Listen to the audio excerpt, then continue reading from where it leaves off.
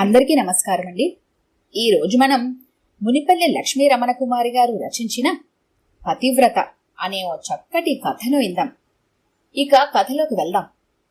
అనసూయ మహాపతివ్రత, అనసూయ మహాసాధ్వి.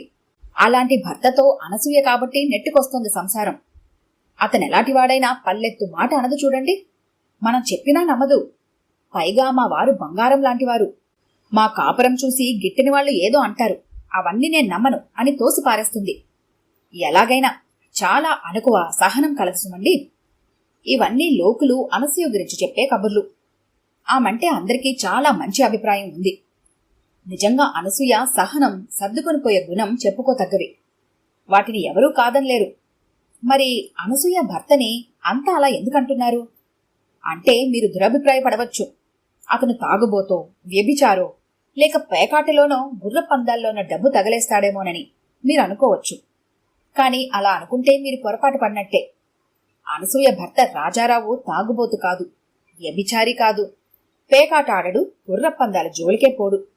కాని ఉన్నది ఒకే ఒక్క దుర్గుణం. అది ఆడవాళ్ళని కన్నార్పకుండా చూసే గుణం. ఆడగాలి తగలగానే ఆగిపోతాడు. అదొక్కటే. ఆ గుణం ఒక్కటే అనసూయ మనసుని ముక్కలు ముక్కలు చేసింది. ఆమె హృదయాన్ని బాధ పెట్టింది. ఆమె ఎన్నోసార్లు ఎంతో అవమానం ఎదుర్కొనేటట్లు చేసింది. పెళ్లైన కొత్తల్లోనే అనసూయ తన భర్తకు పరాయి ఆడవాళ్లను కన్నార్పకుండా చూసే గుణం ఉందని తెలుసుకుంది. కాని అతను మారుతాడని ఆశించింది. అంతా కుర్రచేష్టలు. కాలం గడిస్తే ఆ గుణం పోతుంది అనుకుంది. అనసూయతో కలిసి నడుస్తున్నా సరే అతను ఎక్కడన్నా ఆడవాళ్లు కాస్త అందమైన వాళ్ళు కనబడితే వెంటనే ఆగిపోయేవాడు. ఏదో ఒక వంకతో ఆగి వాళ్ళని పరిశీలిస్తూ నిలబడేవాడు. అతనలా కళ్ళప్పగించి చూస్తూ ఉంటే ఒక్కొక్కళ్ళు మొహం చిట్లించుకుని ఊరుకునేవాళ్లు. ఒక్కొక్కళ్ళు చిన్నగా గొనుక్కునేవాళ్లు. ఇంకొకళ్ళు చేదరించుకునేవాళ్లు. మరీ సహించలేని వాళ్ళు తిట్టిపోసేవాళ్లు. ఇలాంటి సంఘటనలు రోజు తన ఆఫీస్కెళ్ళి వచ్చే లోపల 2-3 జరిగేవి. ఆ రాత్రి లోపల ఆ సమాచారం అనసూయకు చేరిపోయేది. అనసూయ, ఇవాళ ఏం జరిగిందో తెలుసా? నేను మీ వారు ఒకే బస్సులో వస్తున్నాం. మా బస్సులోనే ఇంకా చాలా మంది కాలేజీ అమ్మాయిలున్నారు. మీ వారు వాళ్లలో 2 వైపు అలానే చూస్తూ నిలబడి ఉన్నారే. అంత కళ్ళప్పగించి చూస్తూ ఉంటే ఎంత మంచి అమ్మాయిలైతే మాత్రం ఒళ్ళు మండదు. అక్కడికే 2-3 సార్లు ఎలా చూస్తున్నాడో గుడ్లగోబల అన్నారు. అయినా మీ వారు అలానే వాళ్ళ వైపు చూస్తూనే ఉన్నారు. దిగిపోయేటప్పుడు వాళ్ళు పిచ్చి వెధవ, ఎప్పుడూ ఆడవాళ్ళను చూడలేదు కాబోలు అనుకుంటూ దిగిపోయారు. ఇలాంటి డైలాగులెన్నో చేరేవి అనసూయకు. అనసూయ బాధపడేది, ఏడ్చేది. కళ్ళు మూసుకున్నా తెరిచినా, ఏ పని చేస్తున్నా భర్త పరాయి ఆడవాళ్లను తదేకంగా చూస్తున్న దృశ్యం కనిపించేది. ఆ వెంటనే ఆ ఆడవాళ్లు చేదరించుకుంటున్నట్లు, తిట్టుకుంటున్నట్లు ఇంకో దృశ్యం. అనసూయ మనసు విలువిల్లాడేది. ఎందుకు ఎందుకు భర్త ఇంకో ఆడదాని వైపు చూసేది? తను అందగత్తే, అన్ని లక్షణాలు ఉన్నది. అతన్నే తన సర్వస్వంగా భావించింది. అతనే తన దేవుడని కొలుచుకుంటుంటే ఇంత చేసినా భర్త ఇంకొక ఆడదాని వైపు చూడటం ఎందుకు? ఊరికే అలా చూస్తారు, మనసులో ఏ భావం ఉండదు. అలా చూడటం ఆయనకు అలవాటు అన్నది ఒకసారి. ఊరికే ఎందుకు చూస్తారు? ఊరికే చూసే మనిషి మగవాళ్ళని చూడడే, ఆడవాళ్ళనే ఎందుకు చూస్తారు? ఏ భావం లేకుంటే ఎందుకలా చూస్తారు అన్నది ఎదురింటి గడుసు అమ్మాయి. మాట్లాడకుండా ఊరుకున్నది అనసూయ. ఆ అమ్మాయి అన్నది నిజమే. కాని ఏం చేస్తుంది తను? ఏదో ఒకటి చెప్పి సమర్పించాలి అనుకుంది. చేతకాక ఊరుకుంది. ఏం చెయ్యలేక మాటలతో రుసరుసలాడేది. అతను పట్టించుకునేవాడు కాడు.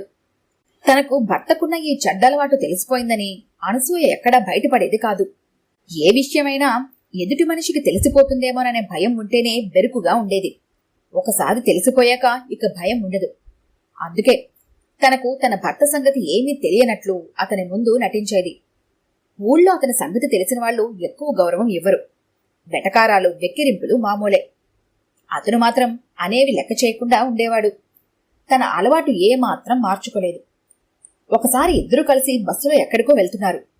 సాధారణంగా భర్తతో ఎక్కడికన్నా వెళితే అనసూయ ఆటోలోనే వెళుతుంది. ఆ రోజు ఆటో దొరకలేదు. ఇద్దరు బస్సు ఎక్కారు. బస్సెక్కితే అతనిక పరాయి ఆడవాళ్ళ వైపు చూడటం ఆపడు. అందుకే బెరుకుగానే బస్సులో ఎక్కింది అనసూయ. బస్సు రష్గానే ఉంది. రాజారావు బస్సులో వెనుకున్న మగవాళ్ళందర్నీ తోసుకుంటూ వచ్చి ముందుగా అనసూయ పక్కన నిలబడ్డాడు. అనసూయ పక్కన చాలా మంది అమ్మాయిలు నిలబడి ఉన్నారు. అందులో ఒక అమ్మాయి సన్నగా, తెల్లగా, పొడుగ్గా, చాలా అందంగా ఉంది. ఆ అమ్మాయిని రెప్పవాల్చకుండా చూడటం మొదలుపెట్టాడు రాజారావు. కొద్దిసేపయ్యాక ఆ అమ్మాయి గ్రహించి మొహం చిట్లించుకుంది. రాజారావు లక్ష్యం చేయలేదు. అలానే చూస్తున్నాడు. కొద్దిసేపయ్యాక ఆ అమ్మాయి పక్కనున్న ఇంకొక అమ్మాయితో ఏదో చెప్పి గొణుక్కుంది. ఇద్దరూ నవ్వుకున్నారు. అనసూయకు ఒంటి మీద తేళ్లు జరులు పాకుతున్నట్లు ఉంది. రాజారావు మాత్రం తన ఆనందాన్ని పోగొట్టుకోవటానికి ఏమాత్రం ఇష్టపడని వాడిలాగా అలానే చూస్తున్నాడు ఆ అమ్మాయి వైపు. ఇంతలో ఒక సంఘటన జరిగింది. కొద్దిగా ఎత్తుపల్లాలున్న రోడ్డు మీద వెళ్తోంది బస్సు.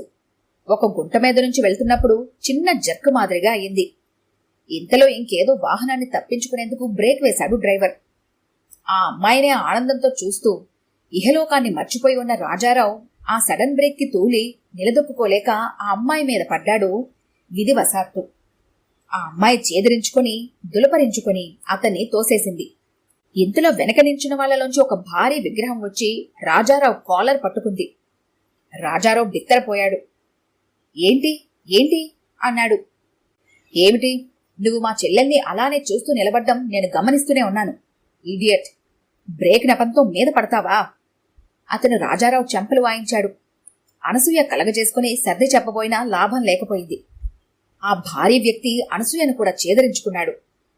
చాలేవమ్మా, పెద్ద చెప్పొచ్చావు. అతని వాలకమంతా చూస్తూనే ఉన్నాను. అతను చేసిందంతా చూసి సిగ్గుతో తల వంచుకోవటం పోయి ఇంకా పైగా సమర్థిస్తావా? ఆ భారీ కాయం ఇంకా చాలా మాటలన్నాడు. బస్సులో జనం నవ్వులు, వెక్కిరింపులు, రకరకాల మాటలు. అందులో కొందరు మనస్తత్వ శాస్త్రవేత్తలు కూడా ఉన్నట్టున్నారు. అసలు కొందరు ఇలా పరాయి ఆడవాళ్ల వెంట ఎందుకు పడతారో తెలుసా? ఇంట్లో సరైన సుఖం శాంతి దొరకనప్పుడు. కొందరు శాస్త్రజ్ఞులు ఏమంటున్నారంటే, చాలా కేసుల్లో తల్లి గాని లేక ఏ ఇతర కుటుంబ సభ్యులు కాని మంచి క్యారెక్టర్ కలవాళ్లు కాకపోతే ఆ కుటుంబంలోని పిల్లలు స్త్రీల పట్ల మంచి అభిప్రాయం ఉండక అలా ప్రవర్తిస్తారట. వీళ్ళు స్త్రీ పతివ్రతకు విలువనిస్తుంది అని నమ్మరు. అందుకే ప్రతి స్త్రీని చులకనగా కేవలం ఆ దృష్టితోనే చూస్తారట. ఇంకొక వ్యక్తి ఉపన్యాసం ధారాళంగా సాగిపోతోంది. పార్వతీదేవి లాంటి అత్తగారిని, పవిత్రతకు మారుపేర్లని పేరు పొందిన ఆడపడుచులను తలుచుకొని సన్నగా వణికింది అనసూయ. వాళ్ల వ్యాఖ్యానాలకు రాజారావు కుటుంబ సభ్యులైనందుకు వాళ్ళు కూడా మాటలు పడవలసి వచ్చిందని మనసులోనే బాధపడింది. ఆ నెక్స్ట్ స్టాప్లోనే దిగిపోయారు ఇద్దరు. ఇంకా ముందుకి ఆ బస్సులోనే ప్రయాణం చేయటానికి మొహం చెల్లక కళ్ళనీళ్లు తిరుగుతున్నాయి అనసూయకు. నీ ప్రవర్తన మార్చుకోరా? ఏమిటి వింత ప్రవృత్తి? ఇద్దరు బిడ్డల తండ్రినని మర్చిపోయారా అని అడిగింది విసురుగా. రాజారావులను పురుషహంకారం విరుచుకు పడింది. చాలే నోర్మీ, దాన్నెవడు చూశాడసలు? ఏదో అపార్థం చేసుకుని వాడలా అరుస్తున్నాడు కాని. ఎందుకు చూడలేదు? బాగానే చూశారు. ఈ అమ్మాయినా కాదు, నా పెళ్ళైనప్పటి నుంచి గమనిస్తూనే ఉన్నాను. ప్రతి ఆడదాన్ని కన్నార్పకుండా చూడటమే. వెక్కుతూ అన్నది. రాజారావుకి ఒళ్ళు మండిపోయింది. చూస్తాను. నా కళ్ళు నా ఇష్టం వచ్చినట్లుంటాను. నువ్వు నోరు మూసుకొని పడుండు. నోరెత్తావో జాగ్రత్త అన్నాడు. అనసూయ లోపలే ఏడ్చింది. నోరు మూసుకొని ఊరుకుంది. కాలం గడుస్తోంది. అతని ప్రవర్తనలో మార్పు లేదు. ఒకసారి అనసూయ పుట్టింటికి వెళ్ళిపోతానని బెదిరించింది. మహారాజులా వెళ్ళు, కాని ఒక్క మాట, మళ్ళీ ఈ గడప తొక్కావో అన్నాడు రాజారావు ఖండితంగా. అనసూయకు మళ్లీ ఏడుపొచ్చింది. తనకు పుట్టింటి వైపు ఆదుకునేవాళ్లు ఎవరూ లేరు. అందరూ చేదరించేవాళ్లే గాని ఆదరించేవాళ్లు ఎవరూ లేరు. ఈ ఇల్లు దాటి వెళితే తనకు దిక్కు లేదు. తనకు చదువు లేదు, ఉద్యోగం లేదు, ఆస్తి లేదు, ఆదరించే దిక్కు లేదు. ఏమీ లేకుండా, ఏ ఆధారం లేకుండా ఊరికే అతనికి ఎదురు తిరిగితే ఏం లాభం? అతనికి ఇంకా చులకనైపోతుంది. ఇంట్లో ఏమాత్రం శాంతి కరువైపోతుంది. జీవితంలో సుఖం లేకుండా పోతుంది. అందుకే ఒక నిర్ణయానికి వచ్చింది అనసూయ. అప్పటినుంచి భర్తను వెనకేసుకురావటం మొదలుపెట్టింది. ఎవరేం చెప్పినా వినదు. మా ఆయన మహానుభావుడు, ఆయన ఏ పాపము ఎరగడు, మీకు గిట్టగా ఏవో కబుర్లు చెబుతున్నారు అంటుంది ఖండితంగా. ఇరుగు పొరుగు, చుట్టాలు, స్నేహితులు తెల్లబోవటం మొదలుపెట్టారు. అనసూయ ఒక విషయం గమనించింది. తను ఒకే మాట మీద ఉండి ఖండితంగా తన భర్త ఎవరివైపు చూడడని నొక్కి వక్కానిస్తే ఎవరూ ఇంకేం మాట్లాడట్లేదు. కాలక్రమాన అందరూ ఆమెతో భర్త గురించి చెప్పటం మానేశారు. అనసూయకు మహాపతివ్రత, భర్త ఏం చేసినా నోరెత్తకుండా భరిస్తుంది అని పేరు వచ్చింది కాలక్రమేణా. పాపం తను మాత్రం ఏం చేస్తుంది? తనకింకేం చేతకాక సహనాన్ని శరణజొచ్చిందని అనసూయకే తెలుసు. అందుకే అలా ఎవరైనా పొగుడుతుంటే నవ్వు వస్తుంది. దాన్ని లోపలే అణుచుకొని, మా వారు దేవుడు, ఆయన దొరకడం నా అదృష్టం అంటూ అంటుంది అందరితో. చూపులరావు రాజారావు భార్య అనసూయ మనసు ప్రశాంతంగా ఉంటోంది ఇప్పుడు. తన భర్త వేరే ఆడవాళ్లను చూడటం తప్పితే ఇంకే చెడ్డ పనులు చేయడు కదా అని తన మనసుకి తనే సర్ది చెప్పుకుంది. ఈ కథ కనుక మీకు నచ్చినట్లయితే లైక్ చేయండి, షేర్ చేయండి. మరిన్ని ఇంట్రెస్టింగ్ కథల కోసం మా ఛానల్ని తప్పకుండా సబ్స్క్రైబ్ చేసుకోండి.